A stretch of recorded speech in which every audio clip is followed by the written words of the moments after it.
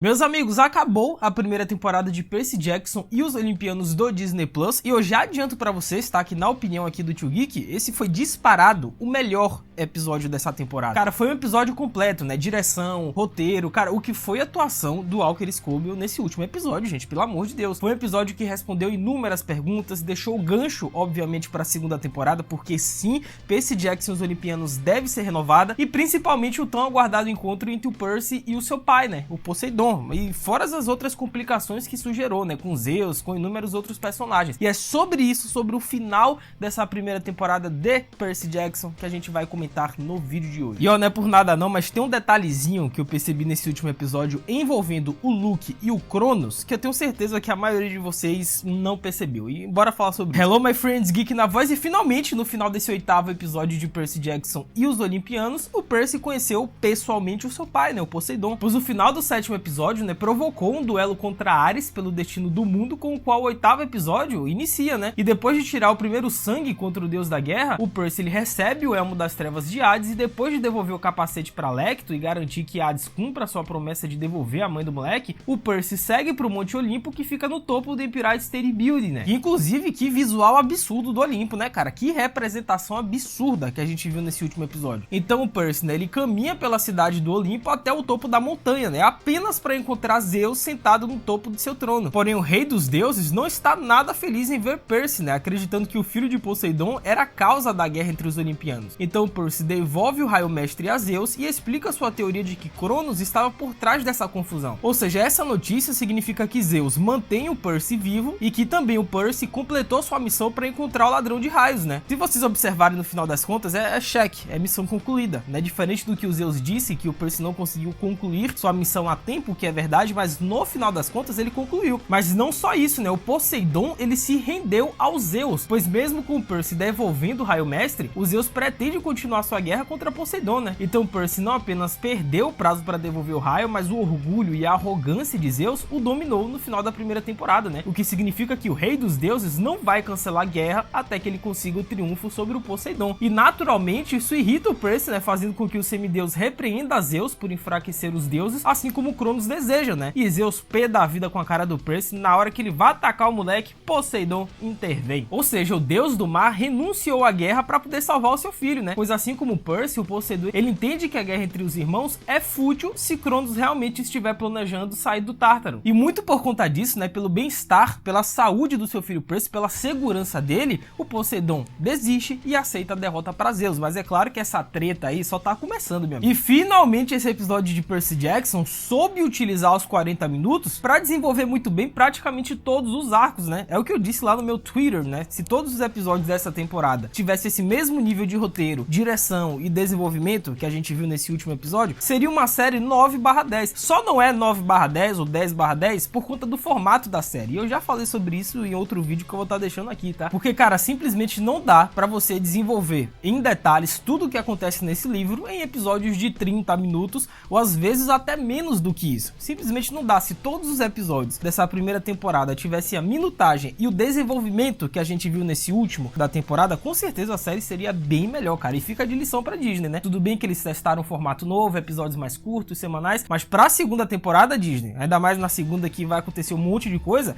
coloca uns episódios de 45 minutos, pelo menos, né? 40, 45, tem que seguir o ritmo desse último, pô, que vai ser uma série belezura. Mas comenta embaixo o que vocês acham a respeito disso, tá? Eu realmente vi muitas pessoas reclamando do formato dessa primeira temporada. Será que na segunda eles vão resolver? Vão aumentar a minutagem dos episódios? Comenta embaixo o que vocês acham a respeito. E aí no final do episódio ficou aquela pulguinha atrás da orelha, principalmente pra quem nunca leu o livro, então não conhece a história de Percy Jackson, né? E aí você me pergunta, sim, Geek, mas peraí, por que o Luke, ele roubou o raio de Zeus? Sabe, por que o Luke, ele tá tramando tudo isso contra os deuses? Qual a grande motivação do Luke? Pois embora Ares e Cronos, né, tenham sido confirmados como os grandes cabeças, né, por trás do roubo do raio mestre de Zeus e do elmo de Hades, o final da primeira temporada teve mais um plot twist no final, né? Porque após retornar ao acampamento, né, o Percy, ele vai até a floresta com o Luke pra prender Clarice e levá-la à justiça, né, enquanto ela teoricamente ajudava seu pai, Ares, a roubar os símbolos do poder dos deuses. No entanto, Percy deduz que Luke é na verdade o ladrão de raios, né, por conta do ódio do Luke por seu pai, Hermes, e pela maneira como eles usam os semideuses para seu próprio benefício, né? Ou seja, o Luke odeia os deuses, sendo que a última profecia do oráculo falava justamente sobre isso, né? Que um tal amigo do Percy Percy iria traí-lo. E foi exatamente o que aconteceu no final. O Percy ligou um ponto com o outro e chegou na resolução, que é o Luke. E o Luke, ele revelou que ele queria recrutar o Percy para embarcar nessa missão do Cronos, né? Ou seja, o filho de Hermes odeia seu pai e os outros deuses, né? E deseja ajudá-lo no renascimento de Cronos para que os titãs possam inaugurar a Era de Ouro do Olimpo. E antes que Percy possa detê-lo, o Luke, ele usa sua espada, né, para abrir um portal e escapa do acampamento meio sangue. Ou seja, cara, isso daí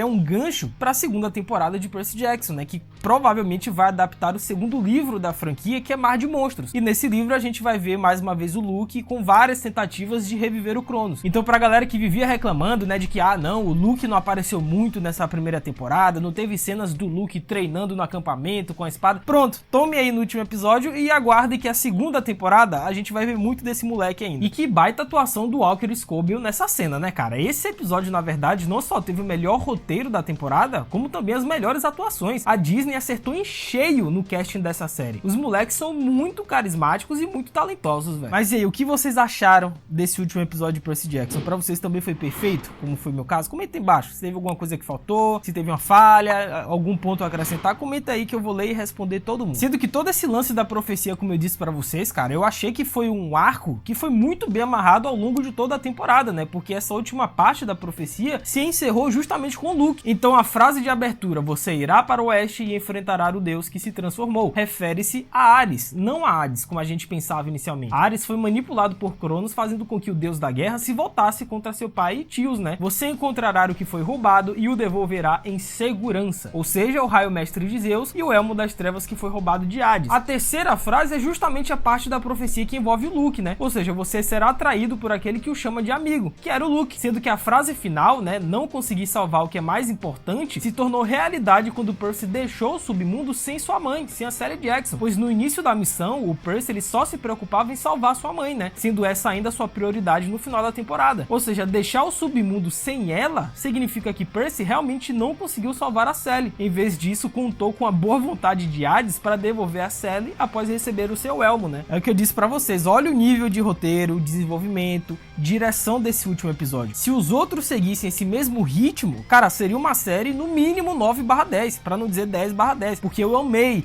esse último episódio de Percy Jackson. Simplesmente amarrou todas as pontas, deixou ganchos pra segunda temporada. Absurdo esse episódio, velho. E outra coisa absurda também é vocês assistirem esse vídeo aqui e não deixarem a voadora no like embaixo, cara. Aproveita que a gente tem muito ainda o que comentar desse final de Percy Jackson. Tem um detalhezinho aí envolvendo Luke, Cronos, que eu não sei se vocês perceberam, eu vou comentar, mas deixa a voadora no like, se inscreve no canal, ativa o sininho e segue o Tio Geek lá no Insta, tá? @LucasMGeek, que eu vou estar seguindo todo mundo de volta e interagindo com vocês sobre o Percy Jackson lá no meu Insta. Capite? E é aí que entra o Cronos, né, no final do episódio, no sonho do Percy, com a fatídica frase: Percy, eu preciso de você vivo. Mano, isso daí configura toda a segunda temporada, terceira, quarta, até o final. Pois no final da temporada, né, foi dito que Cronos precisa do Percy vivo para ele retornar. Então, desde o desejo de Luke de recrutar Percy até a última conversa dos sonhos de Cronos com Percy, tem um motivo. E embora a série não tenha revelado, né, porque Cronos precisa do Percy vivo, mas os livros nos dizem o motivo, né? E cuidado que a partir de agora vai um pequeno spoiler em relação ao futuro do que a gente vai ver na história de Percy Jackson, tá? Então, se vocês não querem pegar esse spoiler, é só pular essa parte do vídeo. Ou então, se você não se incomoda, fica aí, porque agora ela vem um pouquinho de spoiler. Pois, segundo o livro, a grande profecia afirma que um mestiço nascido de um dos deuses mais antigos, né, Zeus, Poseidon e Hades, terá o poder de salvar ou destruir o Olimpo. Ou seja, essa grande profecia abrange todos os 5 livros de Percy Jackson, cara. E no final da primeira temporada, Percy é o único semideus vivo que é filho de um dos 3 grandes deuses, né? E com isso, Cronos espera manter Percy vivo para que ele possa ajudar o Cronos a destruir o Olimpo, né? Como diz a grande profecia. Mas até que esse arco realmente chegue no ápice, ainda vai demorar um pouquinho, tá? Mas pelo sucesso que foi aparentemente essa primeira temporada de Percy Jackson e os Olimpianos, aguardem que o anúncio de renovação para a segunda temporada, até quem sabe logo uma terceira de vez, é questão de tempo. Eu tenho certeza que o Disney Plus vai renovar esse negócio aí. Seguinte, então, como é que ficou configurado a segunda temporada de Percy Jackson, né? Como é que foi o final do nosso triozinho da alegria, né? Percy, Annabeth e o Grover. E olha, não é por nada não, mas eu já adianto aqui pra vocês que o destino do Grover é disparado o mais interessante e o mais importante, talvez. Mas começando com o Percy, ele voltou a morar com sua mãe e se matriculou em uma escola na cidade de Nova York, né? Que vai lhe permitir morar com Sally antes de retornar ao acampamento no próximo verão. O futuro de Annabeth é a mesma coisa, né? Porque ela procurou seu pai e vai tentar viver uma vida normal depois de passar 5 5 anos no acampamento, né? Queria eu ir na Disney também. Porém, é no futuro do Grover que talvez a segunda temporada se baseie, se desenvolva, porque o Grover ele já teve um grande destaque nessa primeira temporada, né? Mas depois do que ele disse no final desse último episódio aí, olha, de olho na segunda temporada. Porque Grover revela a Percy e Annabeth que o sucesso de sua missão permitiu que ele recebesse sua licença de buscador. Ou seja, isso significa que Grover agora vai partir em busca de Pan, né? O deus grego da natureza. Então Grover ele conta a seus amigos sua teoria de que grande parte da Terra já foi explorada, né? Então ele vai partir para os oceanos. Ou seja, isso significa que a segunda temporada vai adaptar de fato o segundo livro, né? Mar de Monstros. E cuidado que aqui agora também vai um pequenozinho spoiler a respeito das aventurinhas que a gente vai ver na segunda temporada, né? Que nesse caso é o segundo livro, Mar de Monstros. Mas é um spoiler bem pequeno. Pois no início da história do segundo livro, né? O Grover, ele descobre perigos no Mar de Monstros, forçando Annabeth e Percy a embarcarem em uma missão para resgatá-lo, enquanto eles se preocupam com as tentativas de Luke de reviver o Cronos, velho. Cara, é só eu que tô muito ansioso pra segunda temporada. Depois desse final empolgante que foi da primeira, mano, eu tô louco, tô no hype pra segunda temporada agora, Disney. Então, após a traição do Luke, né, e a confirmação de que Cronos está tentando retornar, o final da primeira temporada de Percy Jackson encerra a busca pelo Raio Mestre, enquanto indica que a história de Percy está apenas começando, né? Pois Percy não apenas fez inimigos como Cronos, mas também Zeus e Ares, o que significa que o futuro desse moleque vai ser repleto de ameaças mitológicas e missões muito perigosas, velho. Se preparem. Mas e aí, meus amigos, o que vocês acharam dessa temporada como um todo, né? Pontos fracos, pontos fortes, o que poderia ter sido melhor